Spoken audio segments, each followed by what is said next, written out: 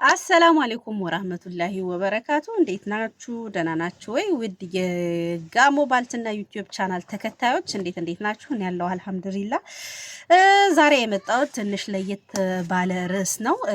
እሱም ምንድነው? ሰሞኑን መነጋገሪያ ሁለት ቀን መነጋገሪያ ስለሆነው ስለ ጋዜጠኛ ሶፈንያስ ነው።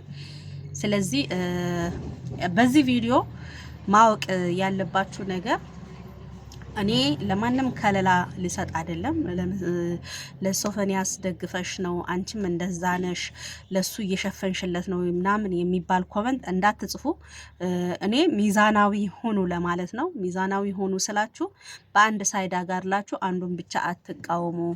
እነዚህ ሰዎች ሁለት ግለሰቦች ናቸው በዚህ ውዝግብ ላይ የቀረቡትና ለምን በአንድ ሳይድ ከምትሆኑ ሁለቱንም በህግ ተይዞ አይጠየቁም የሚል ሀሳብ ነው ያለኝና ይሄንን ለማለት እንትን የተነሳሳውበት ምክንያት ምንድነው?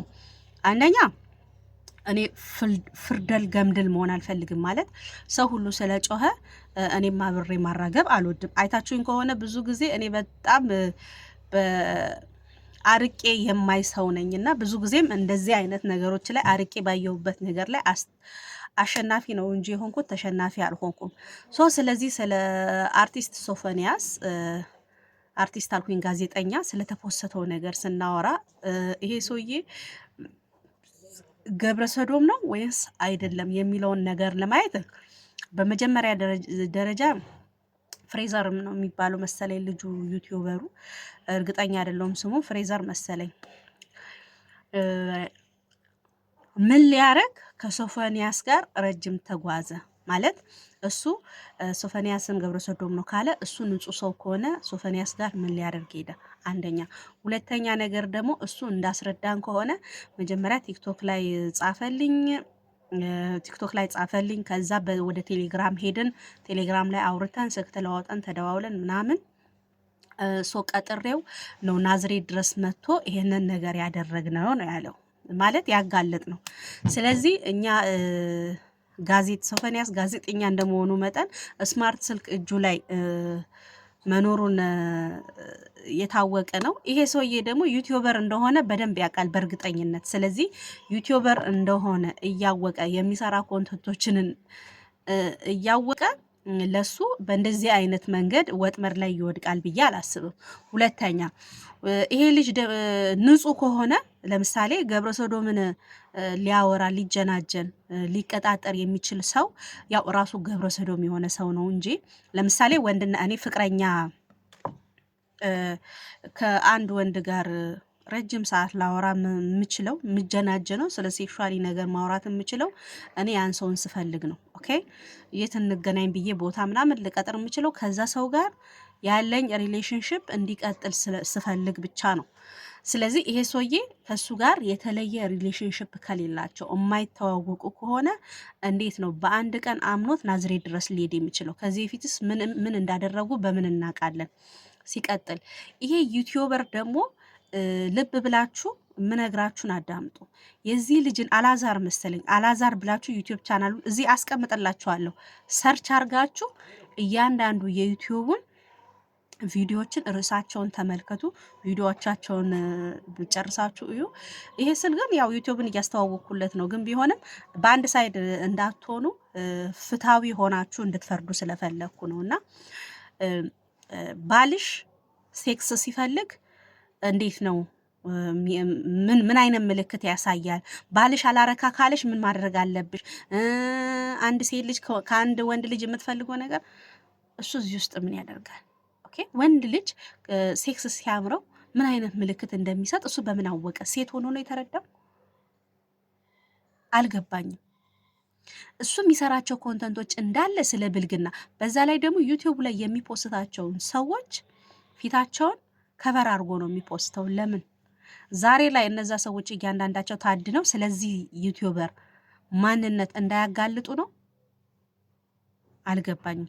ሁለተኛ እሱ እንዳለውም እሱን ማጋለጥ ከፈለገ ናዝሬት ድረስ ቀጥሮት ሲመጣ እሱን የእውነት ማጋለጥ ከፈለገ ለምንድን ነው የህግ አካላትን ሄዶ አመልክቶ ሲቪል ለብሰው ጠብቀው ለማስያዝ ያልሞከረው? በህግ እንዲጠየቅ ያልሞከረው ለምንድን ነው?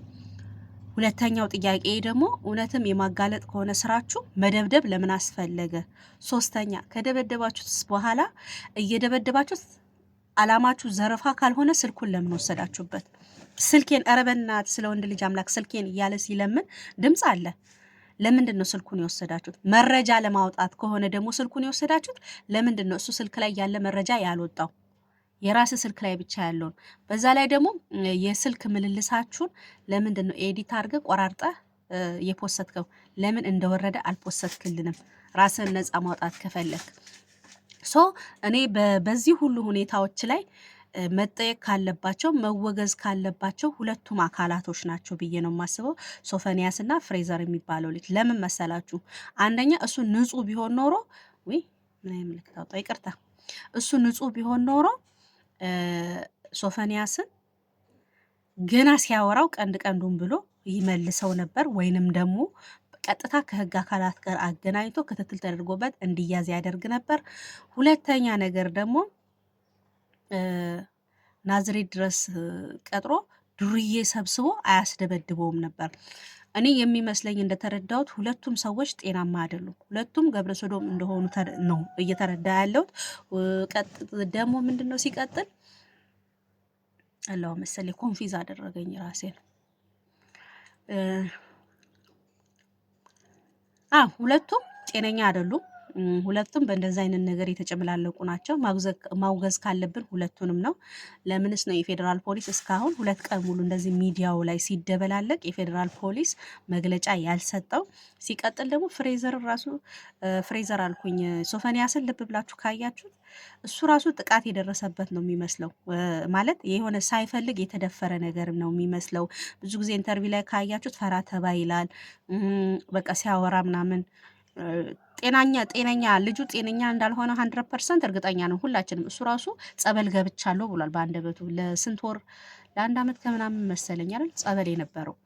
ስለዚህ አንደኛ በጤና ጉዳይ ሰውየው ጤነኛ አይደለም። ሁለተኛ ነገር ደግሞ ዩቲዩበሩ ራሱ ለምንድን ነው እሱ ጋር እንዲህ አይነት ኮንታክት ፈጥሮ ማጋለጥ የፈለገው? እኔ ሲመስለኝ ደግሞ በጥቅም ሁለቱ ያገናኛቸው ጥቅም አለ። በዛ ጥቅም ተጣልተው ሳይቀድመኝ ልቅደም አይነት ነው የሚመስለውና የሱ ጋር ይሄ ሰውዬ ስልኩን ባይቀማ ኖሮ ቢወጣ ተጎጂ የሚሆነው ፍሬዘር ነው ብዬ ነው የማስበውና የሱ ጋር ያለውን ሚስጥር እንዳይወጣበት ቀድሞ እንዳጋለጠው ነው እየገባኝ ያለው።